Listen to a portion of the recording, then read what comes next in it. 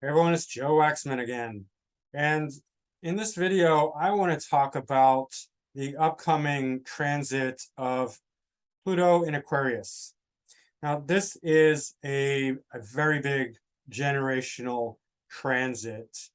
Uh, it will be, I'm just going to share my screen to read this. It will be in Aquarius for a long time. It starts March 23rd, 2023, so that's coming up. I mean, it's not too far away considering what a monumental shift it will be. It's going to move out in June 11th for a little while. Then January 20th, 2024. And then so it's going to move back and forth. And then finally, November 19th, 2024, it's going to move into Aquarius permanently. And it's going to stay there until March, not permanently, till March 8th, 2043. So that's why it's so, I mean, these are really long transits. Pluto stays in a sign for a really long time. And the outer planets really shift the culture. These are generational planets. What the three outer planets do, Pluto, Neptune, and Uranus, that's how all society follows. So it is really worth looking at, thinking about, making predictions for. And these are my general predictions for this time period. It's going to happen slowly and gradually. We're not going to notice it, like somebody, turning the thermostat up or down. You feel it gradually. It's not going to happen overnight, but we're already getting like pre-flavors of that, also because of the great conjunction of Jupiter and Saturn at 0 degrees Aquarius. Now, Pluto is going to transit that point of 0 degrees Aquarius 3 times, once forward, once backwards, and again forward. So we're really going to get that stimulation of Aquarius.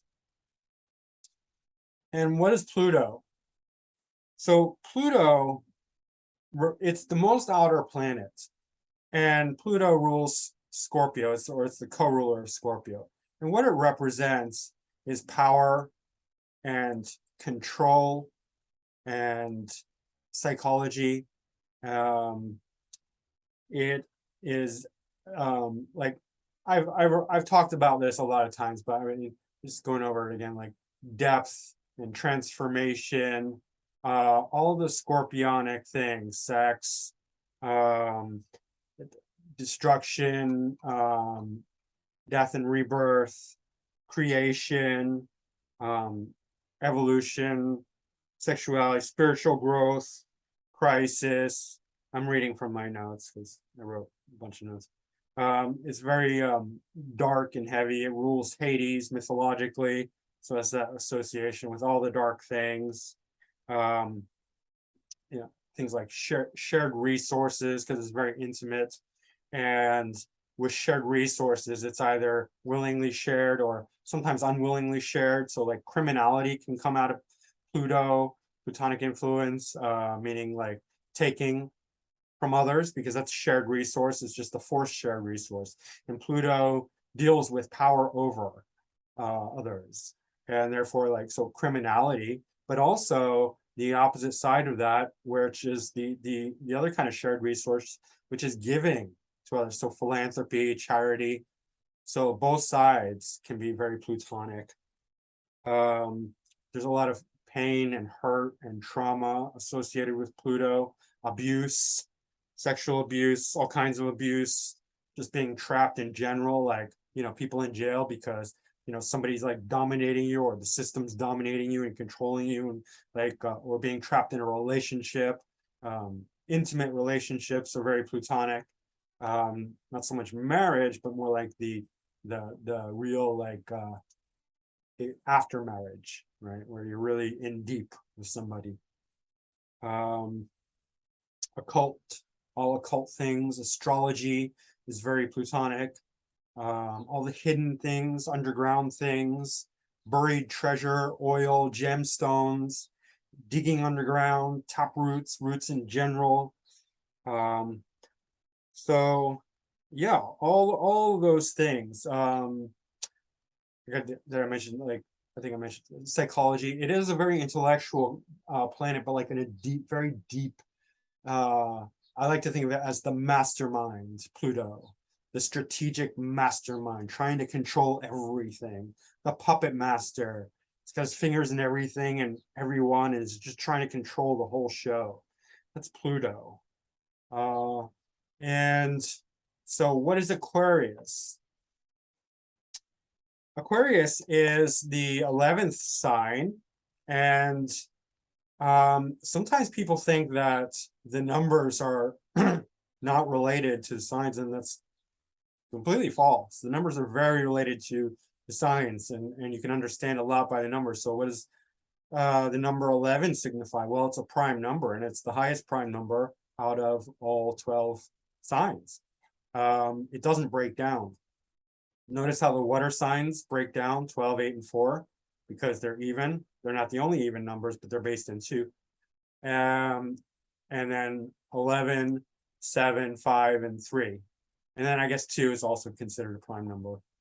I don't think 1 is considered a prime number, but it's just, it is what it is. It's 1. It's a single point. But anyway, 11 is a very complicated prime number, and it has all sorts of associations.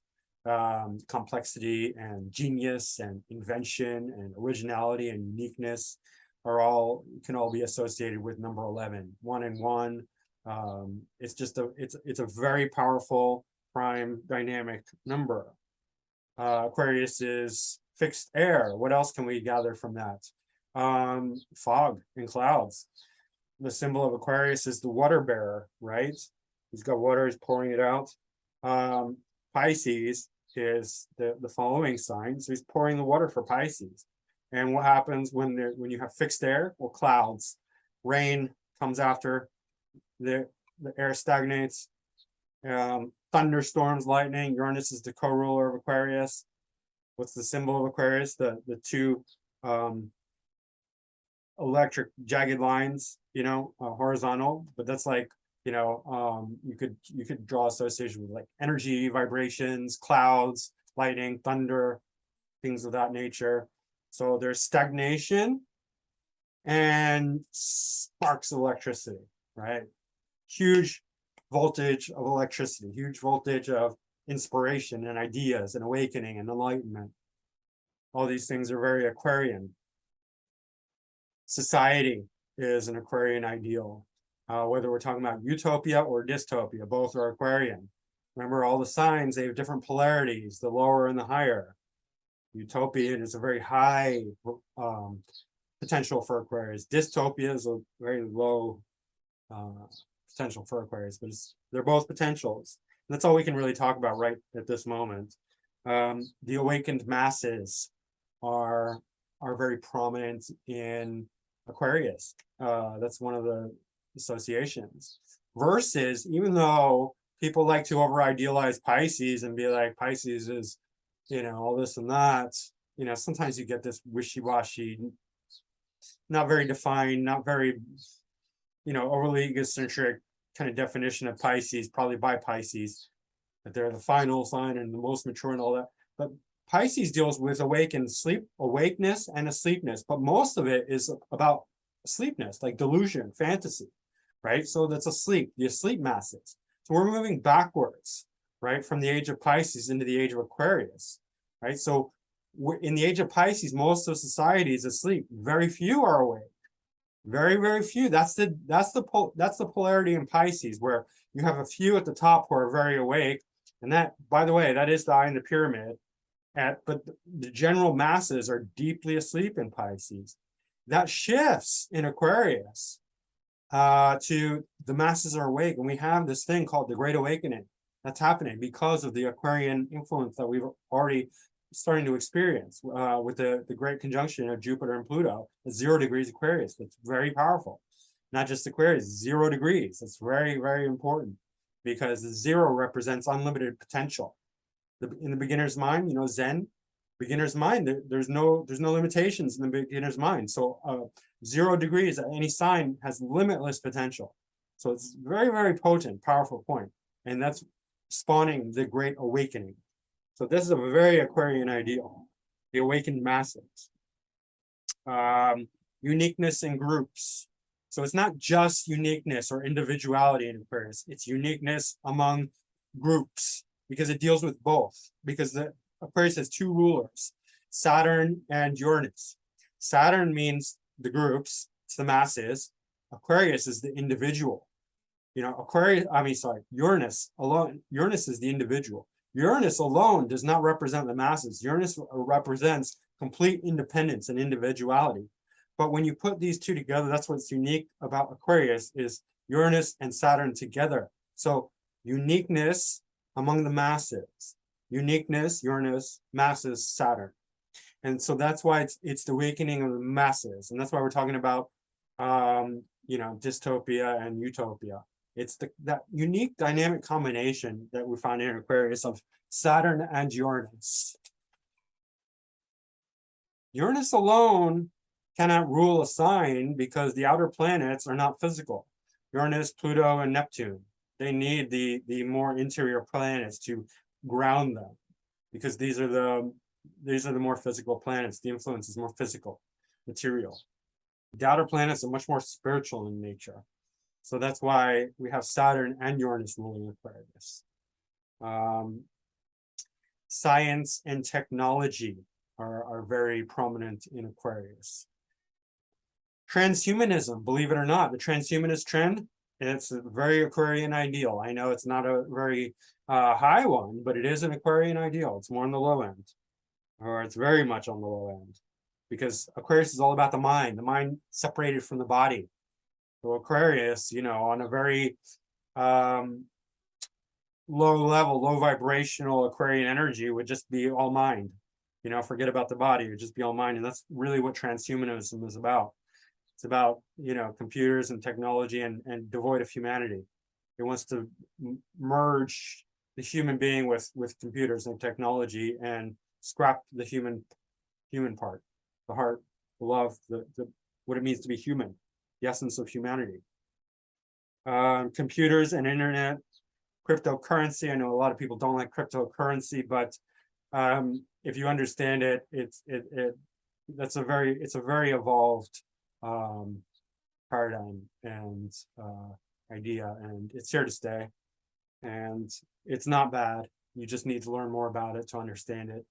Guaranteed, if you don't think it's a good idea, you don't understand it. I guarantee you, and I will take anyone to task about that. Digitalization, freedom from conformity, and the opposite, complete loss of conformity. Those are two polar opposites, similar to dystopia and utopia. You can completely lose your freedom in Aquarian, you know, low vibrational paradigm, because you know, like transhumanism, they're like automatons, robots, right? Robots have no autonomy, no freedom. But a very high vibration of Aquarius is freedom among the awakened masses, among the whole society, whole world that's very awake and aware. Enlightened society, utopia. Information and knowledge are very big in Aquarius, and we're already seeing that with the internet. That's gonna blow up huge, right? God complex is very prominent in Aquarius. So we're seeing these people, they're literally coming out, like, you know, Yuval Harari and like Klaus Schwab, and they're pretty much openly saying, like, we're the gods, you guys are not the gods, we're going to control everything, we're going to take over life, we're going to model life in our own image. There are no other gods, but we are the gods. But that is an Aquarian thing. Like, you see people with strong Aquarius and they do have a God complex. That comes from the Aquarian influence. Again, not a very high, that's a Uranian influence, because Uranus is the original god, and Uranus, even on its own, has very strong God complex. I have it on the ascendant. I can recognize that in myself.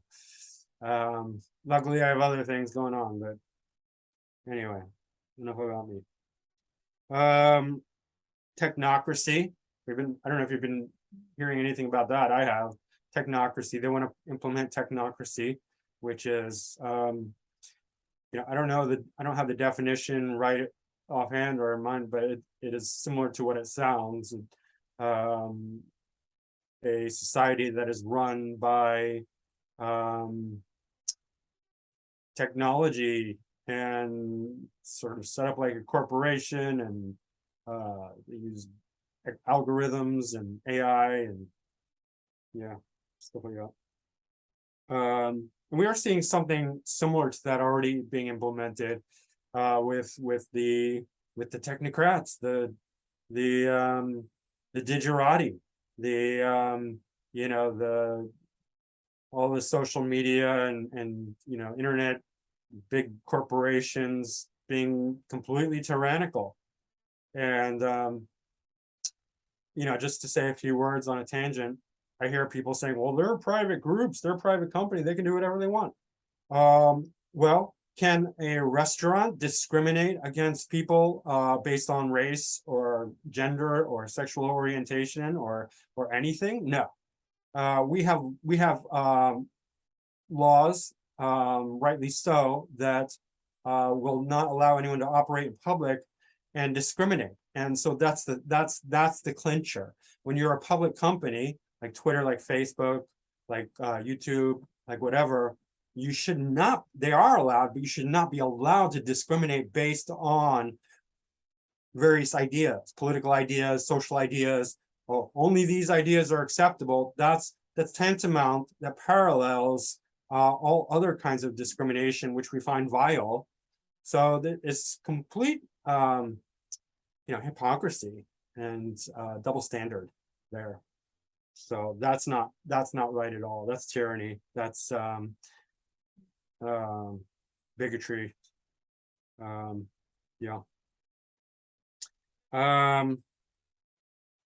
there can be a loss of humanity in Aquarius, so we have to be careful of that. On the bright side, humor is very Aquarian, and people often miss this about Aquarius. Humor, because Aquarius has such a good grasp of the absurd that it's very funny, and you find tons of Aquarius planets in Aquarius in comedians, because it can be just so absurd. It's so out of the box, so unusual, so just insanely crazy that it's funny. It hits the funny bone. Aquarius hits the funny bone more than any other sign. It's actually #1 for comedy, more than Gemini. People always think Gemini is the trickster and the jokester. It is, but Aquarius is funnier. I mean, I'm a Gemini sun, but hands down, it's Aquarius. Gemini might be #2. I think Leo might be #3. So a feel for humor and comedy, invention, and also the financial markets are related to Aquarius. Finance in general is a Taurian thing, but the markets have definitely correlation to Aquarius. So what's going to happen when Pluto moves into Aquarius? Well, all the Aquarian things we're going to take a deep dive into Aquarius. And hold on one second. Sorry about that. Pluto dives deep and goes really deep into a topic. It has to do with research as well. So all of these things that are in Aquarius, we're going to, as a society, really develop, really process, and we're going to break down, we're going to destroy, we're going to break it, and we're going to rebuild it.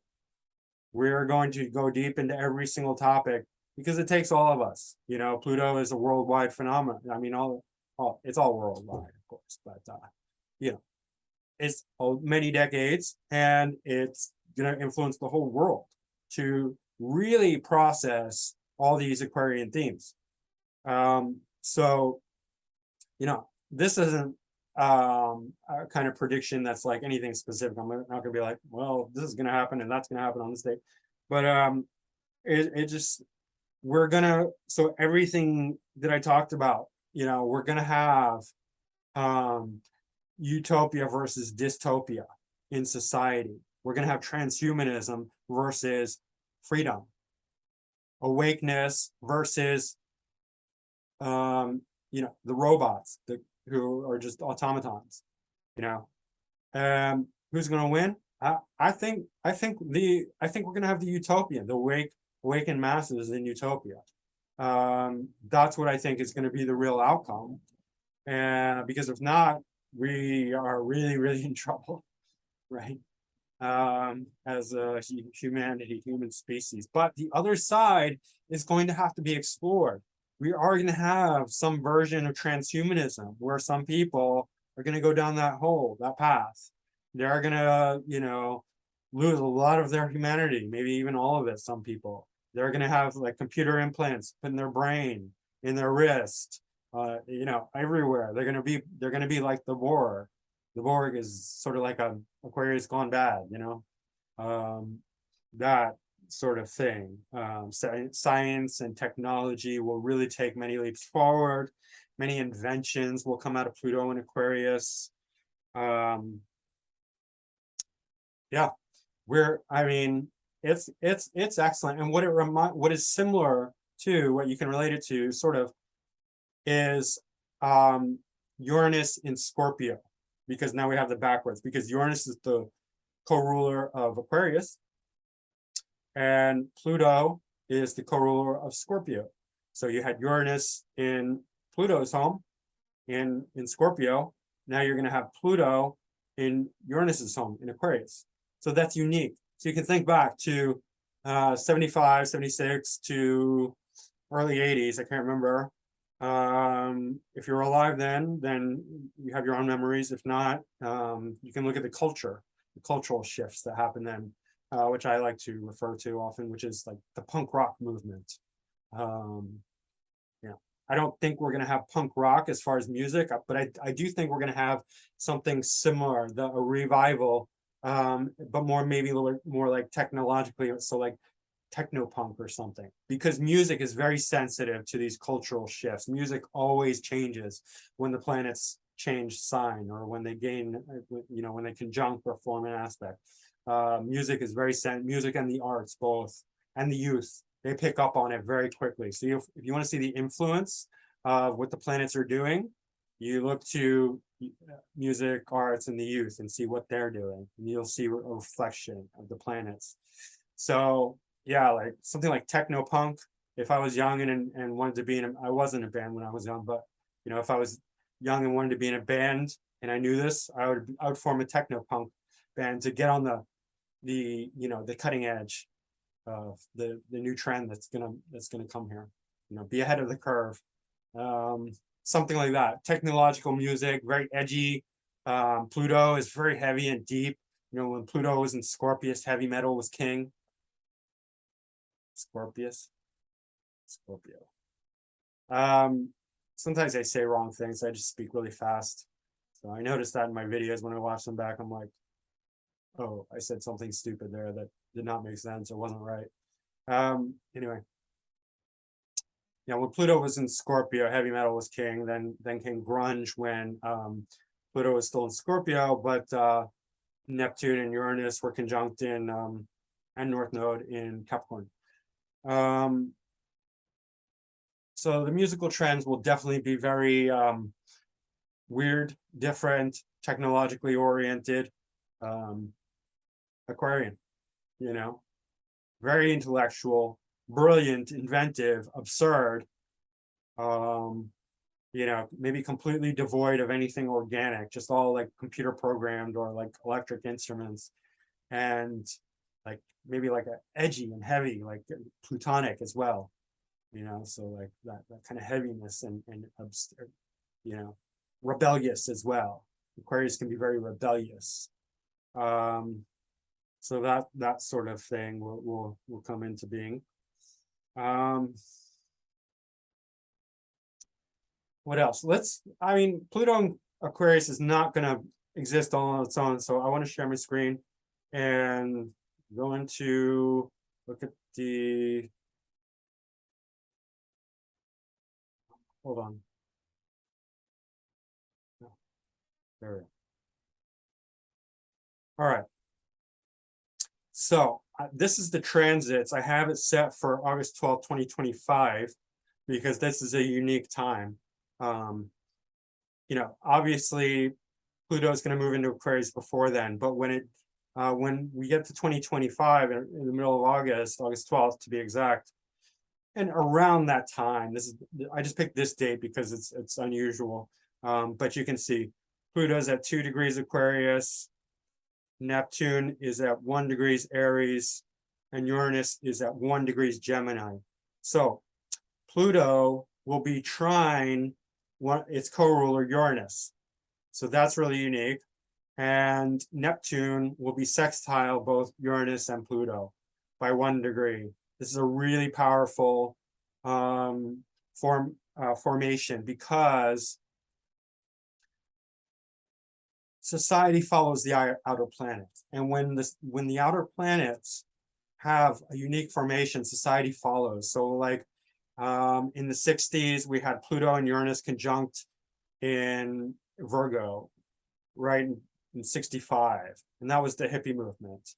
And then, you know, when each planet moves into a new sign, we get a new trend, it changes culture, it changes society, it changes music, it changes the flavor of the whole environment of all society. In the early 90s, we had the Uranus-Neptune conjunction in Capricorn. And again, culture reflected that a lot. You might, you know, people who have nothing to do with popular music at that time might be like, oh, it was nothing, you know, like that didn't, but that's just a reflection.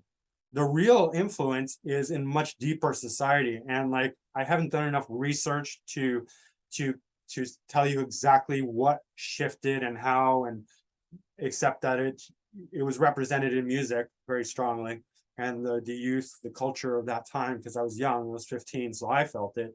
But what I'm saying is that when this comes into this trine and sextile formation, we're going to experience a huge shift in culture and society. What will happen? Well, I can tell you that when Uranus is in Taurus, Uranus rules progress in society. The only progress we have is in what Taurus represents, which is stagnation. So lockdowns, tyranny, stopping of the food supply, stopping financial crisis and ruin. It just stops everything. Everything stops when Uranus is in Taurus. And any progress we try to make gets stopped. So like if you'll notice, the main theme of these past few years and until Uranus moves out of Taurus is stagnation. Stagnation will go ahead. Anything where they try and like stop the movement of things, that will work. But what won't work is getting things moving. Things will get moving in 2025 when Uranus moves into Gemini, because that's a very active combination, and Uranus rules that progress, right? Similarly, Pluto is in Capricorn. It has to do much more with leaders and structure and top-down rule and authority and tyranny. And so that's all coming to the forefront. We're seeing like, you know, creation and destruction is in the leadership and the laws.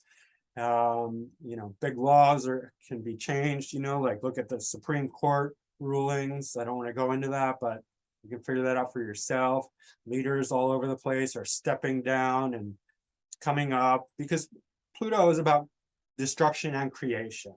It's not just destruction, it's destruction for different kind of creation. And the whole Capricornian top-down leadership authority is just, it's under question and it's facing a lot of pressure and change, and that's about to shift, right, when Pluto moves into Aquarius. And similarly, Uranus is in Pisces now, and we're seeing a lot of that, like with the trends, the social trends in society, with, you know, rainbow colored everything, you know, like if you're on the Uranian Neptune in Pisces kind of edge of things, then you're going to have rainbow colored hair, rainbow colored nails. you're going to imagine that you can change your gender and change your species. You could be like a, you know, transgender cat if you want to. Like, imagination, there's no boundaries in Pisces. And like whatever you imagine, that's what you can be. That's Neptune in Pisces. And the good side is that people have, I don't know if you've noticed, but people have become much more compassionate. There's a new trend I've seen in Philadelphia all over the place, and I never noticed this before. People leaving out free food, free stuff, very generous. People becoming very compassionate, very generous. People are turning to God. So that's all the positive side of Neptune in Pisces. You can really connect spiritually and compassionately with Neptune in Pisces. The downside is the delusion, the fantasy, the no holds barred. It's like anything that we can imagine is possible, and it's like reality defying. Like, just whatever, anything, it's all okay. It's all embracing. That's Neptune in Pisces. And yeah, I mean, the delusion, and if you're, anyway, it's very sensitive, because also Pisces is very victim oriented. So people have become extremely victim oriented. And so sensitive, so hypersensitive that you can't say anything, because they'll be like, I'm offended, and that gives me entitlements. You have to stop doing what you're doing because I'm offended and my feelings are hurt. That's Pisces. That's very Piscean thing. That's going to change, by the way. So don't worry about that. Aries is very different. When Neptune moves into Aries, it's invoking the god of war. So we could really see some war, real movement towards war. Why? Because war, it's not only Aries thing, it does take some sort of forward movement, some sort of forward progress. And Uranus and Taurus is blocking that. Nothing really gets done with Uranus and Taurus. It's just everything stagnates. So when Uranus moves out of Taurus, simultaneously Neptune moves into Aries, all the echoes of war that we're hearing, civil war, war with Russia, war with China, that can finally ignite, because Aries is the fire starter. Aries is the god of war. Aries is the spark that started the forest fire. So that is quite a possibility. And Pluto in Aquarius is neither for or against it. Really, it's not going to. It's got a trine with Uranus, so it's going to. Gosh, I don't know how this will go, to be honest, because I don't have enough experience with mundane astrology. To be a really good mundane astrologer, you have to live a long time and really observe, or just be excellent at studying history. And I'm neither. So I don't have enough experience to really fully say. But I can say this is a really interesting time, because we have Saturn and Neptune, and then this particular day we have Moon all in Aries. Saturn is debilitated in Aries, so that's not so good. The loss of dignity for Saturn can show really low impulse control, because Saturn is authority and rule and structure and discipline. And in Aries, tempers could fly, and there could be a very impulsive thing that happens, attack or movement or something. Also, Mars, the ruler of Aries, is in Libra in August of 2025, and it is in detriment, and it's making an aspect to all that. Mars opposite Saturn also is a violent opposition, and Mars in Libra is not a very dignified, it's not dignified. So this is not a Mars that's going to do the right thing. It's not a Mars that's going to stand up properly and stand for something honorable. It's a dirty Mars. It's a Mars that is either very wimpy or does criminal acts or mischievous, not so good things, right? So there's good and bad things happening at this time. A lot of potential for dramatic shifts, both on the good front and the bad front. Jupiter is exalted in Cancer and it's conjunct Venus at this time. And that is good. At least there'll be something wise and heartfelt and genuine. And I mean, Sun will be in Leo. Of course, all of these things are we have, it's much more time than just, August 12th, 2025. I just thought this was an interesting time to stop it and look at what it'll be like. Needless to say, during this time, 2025, especially around August, there's going to be great cultural shifts, huge social impact felt worldwide, huge shifts. And it will be for the better and for the worse, probably both. And ultimately, I believe the good will come out of it. But we are headed for very interesting times. And those things are basically, we live in clown world where nothing happens, only, stagnation and more stagnation and just insanity and delusion and confusion and gaslighting and lies and deceit and all of that. That's all going to change. That we're going to see a lot of action. We're going to see it's going to really, the whole world is going to light up, because Aries, Gemini, and Aquarius are just dynamo. It's water and fire. I'm sorry, air and fire. Stupid. Air and fire. Air and fire is explosive, right? You take fire and then you add air, it's explosion. And we're going to see a lot of movement coming up in the next few years. Starting 2023, it's going to pick up, and then it'll dip down, and then 2024 through 2025 is when things really get exciting. So, in good and bad ways, I think we could see World War III. And,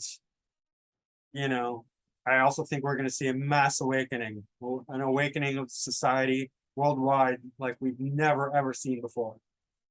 Huge awakening, huge awareness, huge influx of people are just going to become the best version of what Aquarius has to offer. Just awaken masses.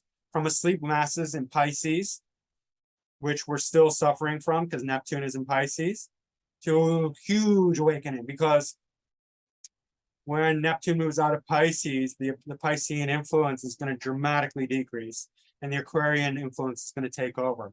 It's going to be a huge shift, is what I'm saying, guys. So get ready. We're in for a real roller coaster ride, and it will not be boring. Okay, so I mean, I'm super stoked, super excited for the future because I love adventure. I'm just, Gemini Sun and Venus. Like, boredom is just the worst for me. So, with Uranus in stuck in stodgy Taurus, it's like, get it over with. Get me out of this prison.